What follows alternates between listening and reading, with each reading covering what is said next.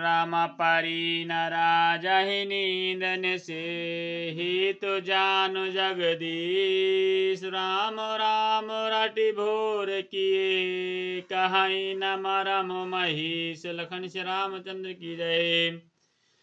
राजा को रात भर नींद नहीं आई, इसका कारण जगदीश्वर ही जाने। इन्होंने राम राम रटकर सवेरा कर दिया, परंतु इसका भेद राजा कुछ भी नहीं बतलाते। आनहु राम ही बेगे बोलाई, समाचार तब पूछहु आई। चलो सुमंत्र राय रुख जानी, लखी को चाल कीन कछु रानी। तुम जल्दी राम को बुला लाओ, तब आकर समाचार पूछना। राजा का रुख जानकर सुमंत्र जी चले, समझ गए कि रानी ने कुछ कुचाल की है। सोच बिकल मग पर न पाऊ, राम ही बोल कहि काराऊ। और धरि धीरज गया द्वारे, पूछहि सकल देखे मनु मारे। सुमंत्र सोच से व्याकुल हैं, रास्ते पर पैर नहीं पड़ता, आगे नहीं बढ़ जाता। सोचते हैं राम जी को बुलाकर राजा क्या कहेंगे। किसी तरह हृदय में धीरज धर कर वे द्वार पर गए। सब लोग उनको मनमारे उदास देखकर पूछने लगे। राम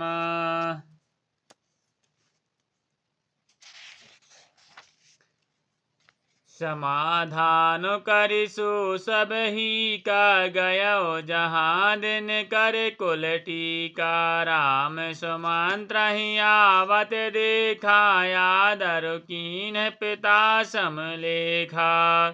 सब लोगों का समाधान करके किसी तरह समझा बुझाकर सुमंत्र वहां गए जहां सूर्यकुल के तिलक श्री रामचंद्र जी थे। श्री रामचंद्र जी ने सुमंत्र को आते देखा तो पिता के समान जानकर उनका आदर किया। निरखी बदन कहे भूप रजाई, रघुकुल दीप ही चले ओलवाई। राम को भांति सचो संग जाहि, देखी लोग जह तह बिल खाहि।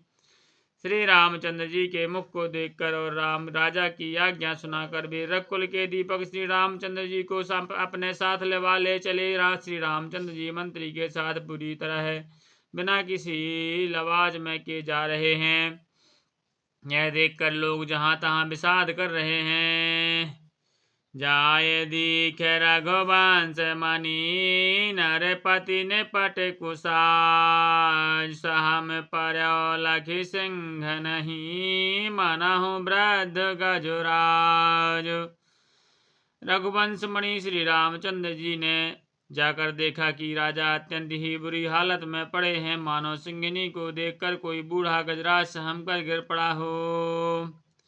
सूखहि अधर जरै सब अंगु, मनहु दीन मनिहीन भुअंगु। सरोस समीप दीख के, मानहु मीचु धरि घनि लेई। राजा के ओंठ सूख रहे हैं और सारा शरीर जल रहा है, मानो मणि के बिना सांप दुखी हो रहा हो। पास ही क्रोध से भरी कैकई को देखा, मानो मृत्यु हुई बैठी है, बैठकर घड़ियां गिन रही हो। करुणामय मृदु राम स्वभाव, प्रथम दीख दुख सुना न काऊ। तदपि धीर धरि समौ बेचारी, पूछी मधुर बचन महतारी।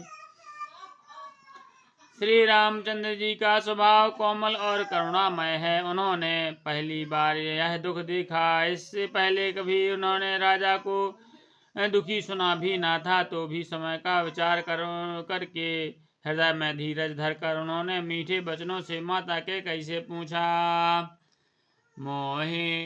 मोहि कहु मातु तात दुख कारण, करे जतन जहि होय निवारण। सुनहु राम सब कारण एहु, राजहि तुम पर बहुत स्नेहु। हे माता, मुझे पिताजी के दुख का कारण कहो ताकि मैं उसका उपाय कर सकूं। वह यत्न किया जाए। हे राम, सुनो, सारा कारण यही है कि राजा तुम पर बहुत स्नेही हैं।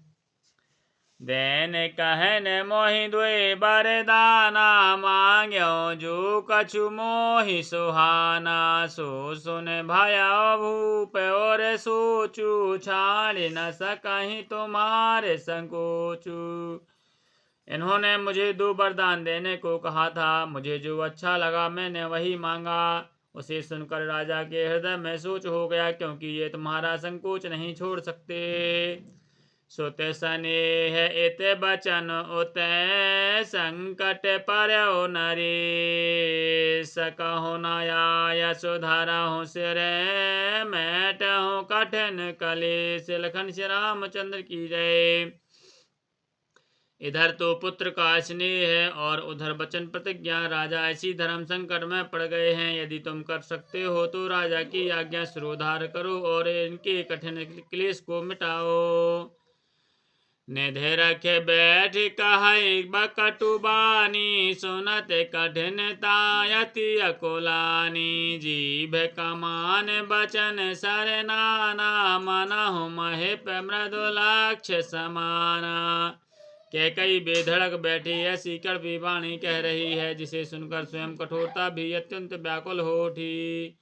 जीव धनुष है, वचन कठोर बहुत ही से तीर हैं, और मानो राजा ही कोमल निशाने के सामने है।